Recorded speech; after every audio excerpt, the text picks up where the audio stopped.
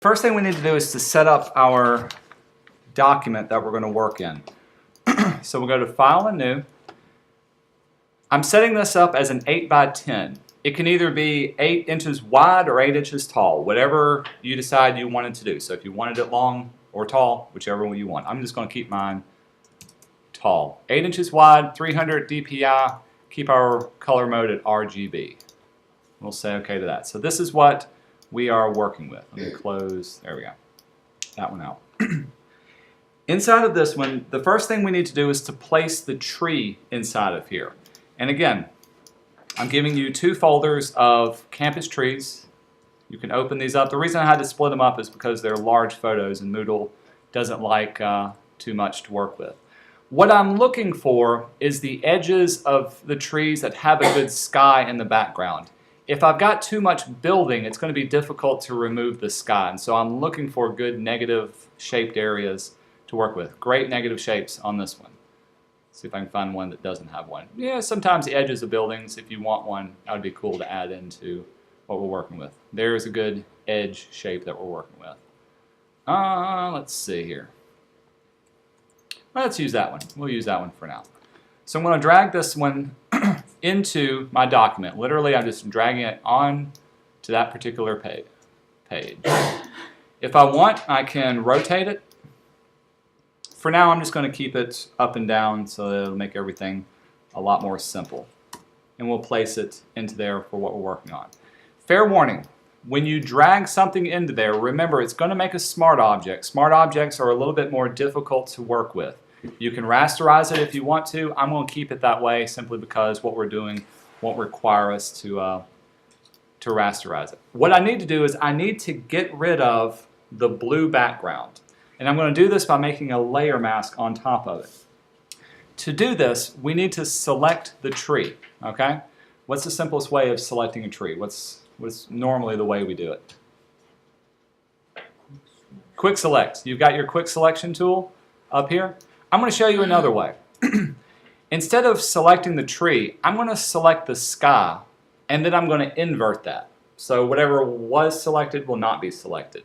So I'm going to use the sky as really what I'm trying to get rid of. To do that, under Select, you can select a color range.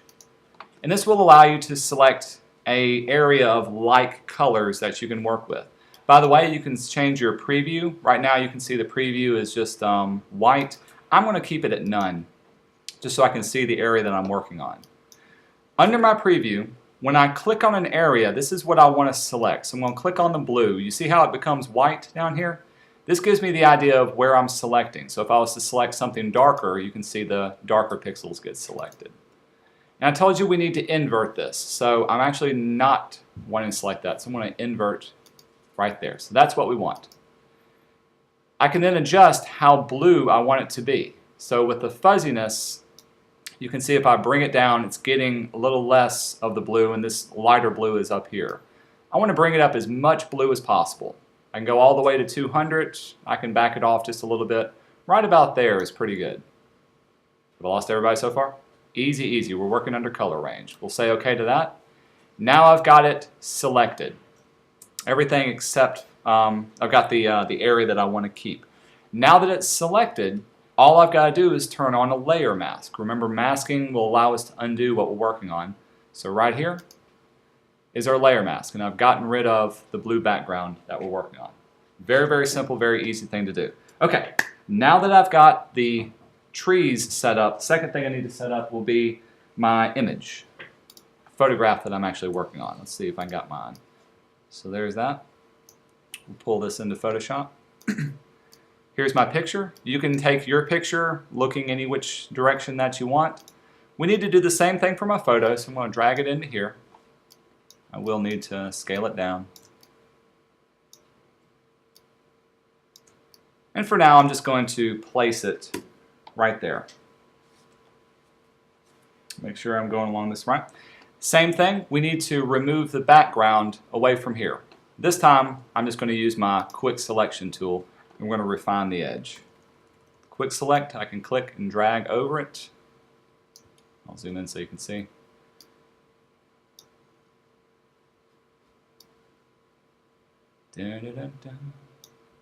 Oop, got too far on that. Hold down Option if you need to erase away. Get my glasses. Looking pretty good. Now right there is going to be a little trouble spot. We're going to clean that up in just a second. But I can still go over here, turn on my layer mask. Now I am masked away as well. Do y'all remember how to refine the mask? We did this in the silhouette layout with the little dog. To refine the edge, I want you to hold down Control, click on here, and choose Refine Mask. This will open up our Refine Mask setting. From here, I can paint, got a little brush, make it bigger, over the area, especially around the edges. So any fuzzy hair edges will now pick up that area that I'm missing. Same way for around the eyebrows, beard. Should work out really, really well. All I'm doing is refining the foreground and background of that one. Everything else is pretty good. Pick up that edge. If you want, you can play around with these. I think what I'm doing will be okay. We'll say okay to that. Give it just a second to think about it. Now that's nice and refined as well. I'll go into full screen mode so we can see this. Okay, here comes the fun. Now we need to see what we're actually working with.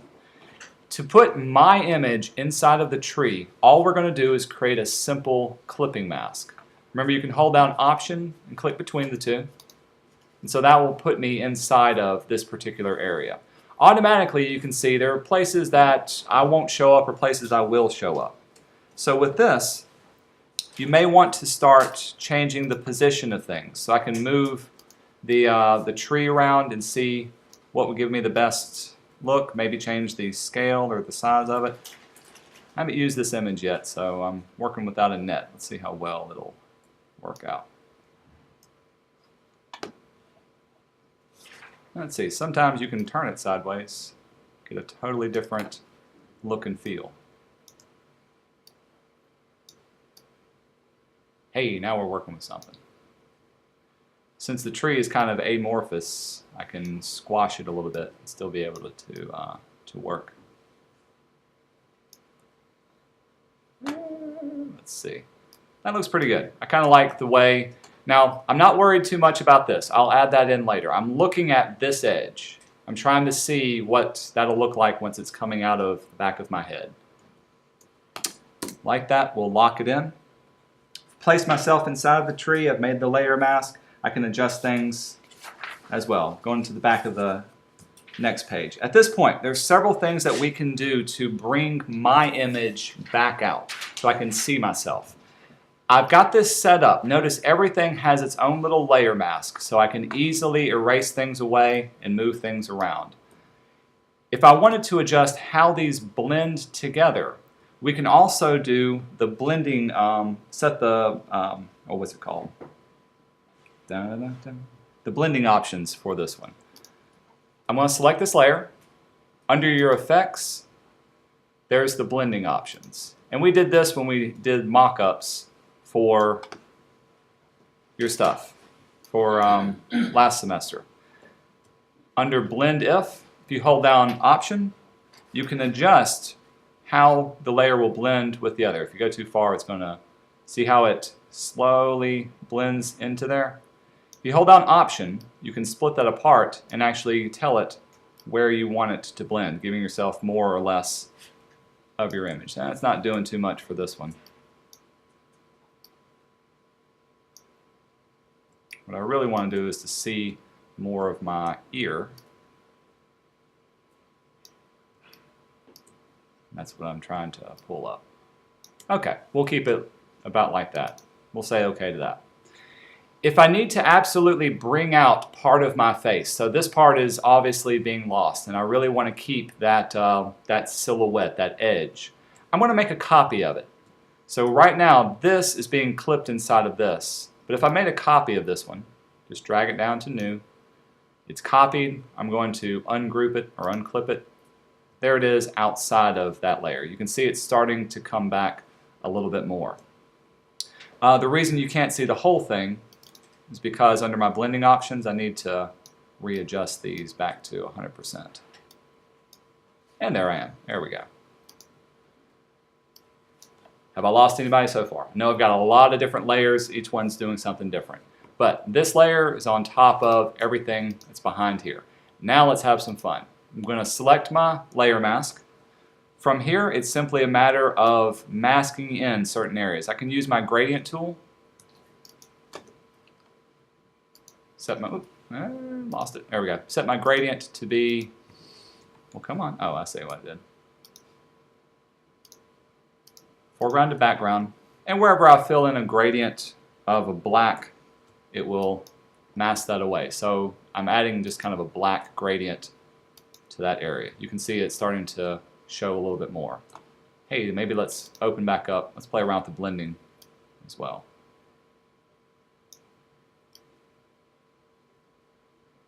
I want to keep that.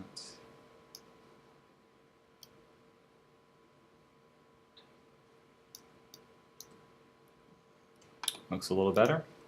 I need to get rid of the trees back from here.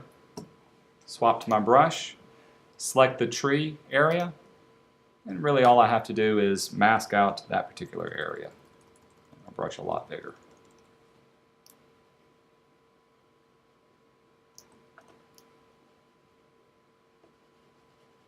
We'll go back and clean up the edge of my face. All I'm doing is erasing away those trees. You can see when I erased it away, I lost that edge, which is this right here. So this is where I need to be working in. Oop, there we go.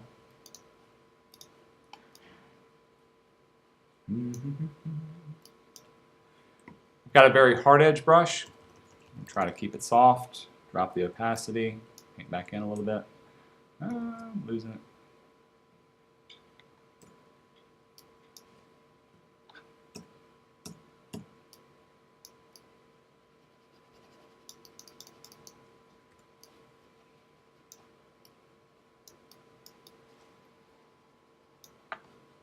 And work from there. The other thing I can do is I can play around with my blending modes. I've adjusted the masks, I've adjusted the transparency. Play around with whichever blending mode which will give you some different effects. You can see multiply will allow some of the stuff to show through a little bit more. Usually hard light does something pretty cool. That's kind of neat. It gives it a little bit more ghosted effect. Vivid light, way too much. Screen, too much for that one. Y'all go away. Having fun. I like to multiply. That's what color burn does. Too much. Darken won't do much. Let's stick it with that one. Again, going back, cleaning up the area. I want to be able to see, masking out everything else.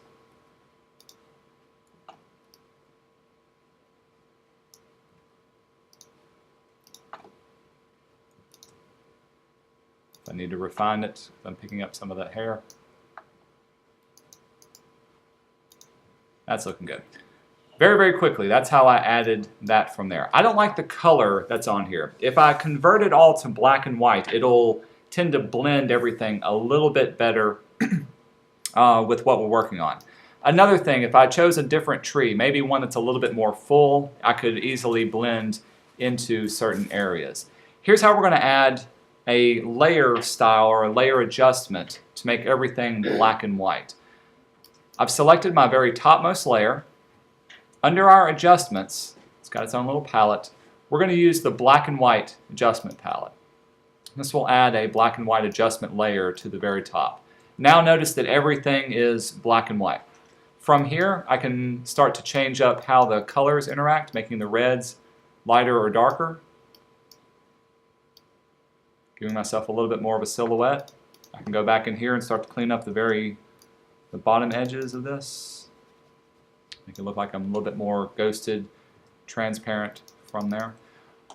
When you try to pick two images, see if you can find the edge of one image to match the other edge. Obviously this one doesn't match up too well, but it still shows you the same concept. You'll see this on the first two ones that I did, and I did these a little bit ahead of time. So in this case, I tried to get it to match the silhouette of what I was wearing. Turn the image completely upside down, and that's the type of effect that I get. It stays inside of that silhouette. I'm still doing the same thing for each of these. Everything has its own layer. Everything is clipped to one layer. Hey, in this case, I did the picture first, and I clipped the picture of the trees on top of it. In the other image, this one turned out well, does the same thing. Black and white, everything has its own layer. This layer is giving me the silhouette effect right there. This other layer is the blending effect into the trees, and then the trees will move away from this one. Looks like on this one, let's see which one. Yeah, kept everything the same. Did I lose everybody on this? It's very, very simple. Once you follow the steps to get into it, that's what you're working, the results that we're looking for. When you are finished, this is how I want you to turn it in. Go ahead and save it first as a Photoshop file so you can have all of your layers.